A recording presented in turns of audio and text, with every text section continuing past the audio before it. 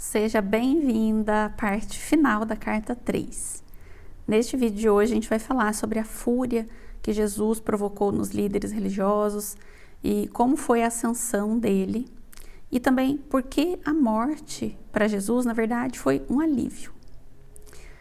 Por um lado, Jesus estava cansado de ensinar, de curar, ele amava fazer isso, mas só que ele notava que mesmo ensinando e curando, as pessoas ainda não tinham compreensão do que ele queria ensinar. Elas não tinham entendido sobre a verdade da existência ou sobre quem era verdadeiramente o Pai. Não tinham entendido a verdade sobre o esquema mental que cria tudo na nossa vida, sobre a movimentação das partículas, sobre a mudança das frequências que faz com que tudo seja possível aqui. Não haviam entendido verdadeiramente sobre a amorosidade do Pai, que só quer o nosso bem.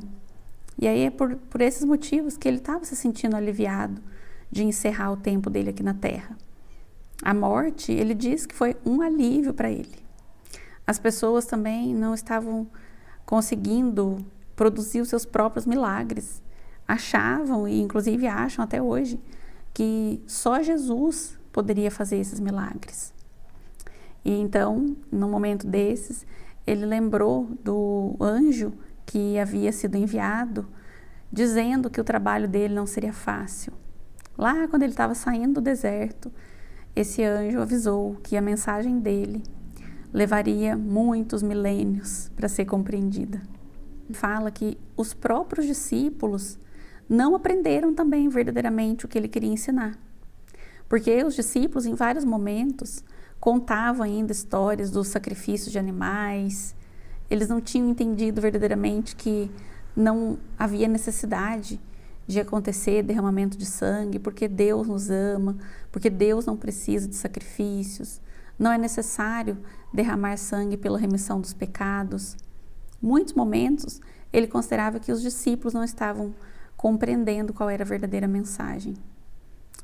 E tanto que no momento em que Jesus soube que ele morreria, nesse meio tempo ele não notou nenhuma preocupação dos discípulos com ele. A preocupação dos discípulos era com eles próprios, com o que seria da vida deles, o que eles fariam dali em diante. Mas não havia preocupação com Jesus. E Jesus sentiu esse egoísmo e teve autopiedade, porque não houve palavras amigáveis, não houve oferecimento de ajuda, e isso deixava Jesus entristecido. E mais, Jesus tinha consciência de que depois da morte dele, muitas pessoas iriam dar um jeito de acrescentar às mensagens, aos ensinamentos dele, um tom da tradição. Porque as pessoas não conseguiam conceber uma nova ideia. Então elas distorceriam a mensagem de Jesus, acrescentando um tom daquilo que lhes era plausível. Elas distorceriam esses ensinamentos para que não saísse fora das suas próprias convicções. E ele diz que minhas palavras seriam tão distorcidas que finalmente já não revelariam a verdade original que eu trouxe ao mundo. E isso realmente aconteceu. O motivo, inclusive, que levou Jesus a derramar o sangue dele na cruz é colocado como se fosse o último derramamento de sangue para remissão dos nossos pecados. Só que não foi isso que aconteceu. Não foi para redimir os nossos pecados que Jesus morreu na cruz, mas sim por uma falta de aceitação da verdade que ele trazia. Essa já é a primeira e a maior distorção da verdade que nos é apresentado. Então Jesus estava voltando para Jerusalém, onde ele sabia que aconteceria a crucificação, e o estado de consciência dele oscilava. Eu gosto de trazer sobre isso para mostrar que o nosso estado mental oscila, que nós estamos aqui como consciências humanas, que nós temos as nossas vibrações, nós somos impelidos pelos impulsos gêmeos, e que isso acontecia também com Jesus, mas que ele conseguia se manter também por longos períodos junto à consciência amorosa do Pai, elevado na consciência amorosa do Pai. E inclusive teve o episódio da figueira, onde ele passou por um momento de muita fúria e ele amaldiçoou a figueira. E em menos de 24 horas ela havia secado completamente. E ele usou esse ensinamento para falar com os discípulos sobre o poder da nossa palavra, o poder da nossa mentalização, o poder da nossa intenção, que nós precisamos tomar cuidado e cuidar muito das nossas palavras, dos nossos pensamentos, da nossa intenção e dos nossos sentimentos. E houve um dia em que ele foi para o templo e que ele despertou a fúria dos líderes religiosos e da população. Ele foi para o templo fazer as orações, fazer as curas, e ali os agiotas, os comerciantes começaram a fazer algum rebuliço, e nesse momento ele foi tomado por uma raiva, por uma cólera, de novo mostrando essa oscilação do estado de consciência. Então ele virou a mesa, ele derrubou as mercadorias, o dinheiro voou ali por aquele salão, e as pessoas todas se assustaram, amaldiçoaram ele, os discípulos ficaram com vergonha dele, se esconderam. E aí deu-se início a algo que já estava definido, que seria esta fúria, que seria a insatisfação das pessoas e que culminaria na morte dele. E a ascensão de Jesus, ele diz que quando ele morreu, o espírito dele retirou-se do corpo torturado e foi elevado dentro de uma luz radiante e indescritível. Só que antes havia acontecido algo. Ele havia combinado com José de Arimateia que depois da morte dele, ele gostaria de ter o seu corpo levado para um próprio túmulo, ainda sem uso, que ficava numa gruta oculta, onde Jesus, na sua rebeldia, gostava de passar o tempo ali, e ele queria ser sepultado e queria que o corpo dele permanecesse ali naquele local. E assim foi. José de Arimateia e um grupo secreto levou o corpo de Jesus até esse local, retiraram todas as pistas para que ninguém descobrisse sobre esse local, e ali o corpo dele permaneceu. E ele diz na carta que ele não entende por que as pessoas dizem que ele ressuscitou dos mortos.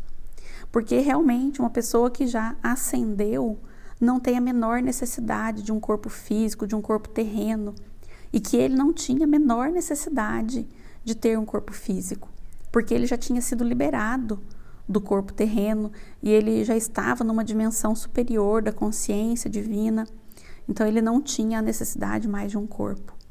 Só que ele podia aparecer para os discípulos dele, e então ele explica esse fato, de que as coisas que são visíveis aqui na Terra é apenas uma manifestação das frequências vibratórias daquelas partículas.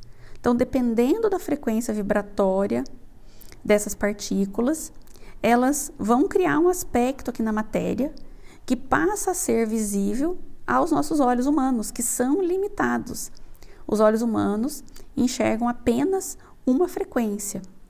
E então, ele baixava a frequência vibratória das partículas dele e ele conseguia ficar visível para os discípulos. E isso era necessário porque os discípulos sofriam pela morte dele e ele também gostaria ainda de passar mais alguns ensinamentos e ser um suporte para os discípulos para que eles continuassem a obra que ele havia iniciado.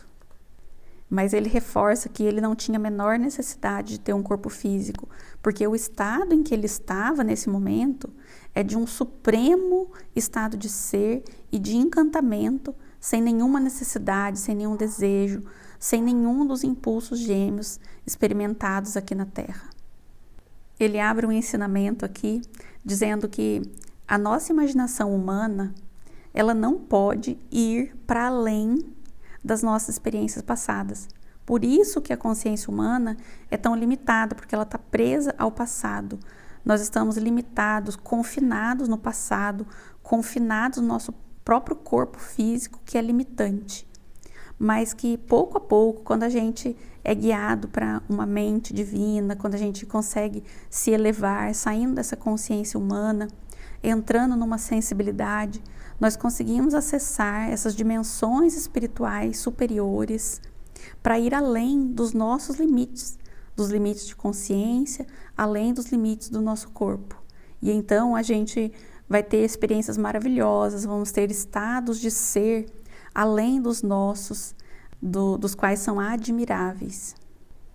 E esse é um trabalho que a gente precisa fazer de purificação da influência que nós temos, dos impulsos gêmeos, de ligação-rejeição, se limpando dos nossos padrões mentais e nos limpando do nosso próprio esquema mental que é limitante para entrar nesse estado de Pai consciência amorosa. No final desta carta, ele deixa um pedido: abra-se para receber a força, o poder, a inspiração e o amor diretamente do Pai consciência amorosa. E assim a gente finaliza a carta 3, e eu aconselho você a rever as outras cartas, ouça novamente, porque Jesus diz que nós precisamos de degustar essas cartas, deixar essas informações se assentarem no nosso campo. Então, se você sentir necessidade, ouça novamente a carta 1, a carta 2 e a carta 3. Gratidão por estar aqui me ouvindo. Até o próximo vídeo, onde nós vamos iniciar a carta 4.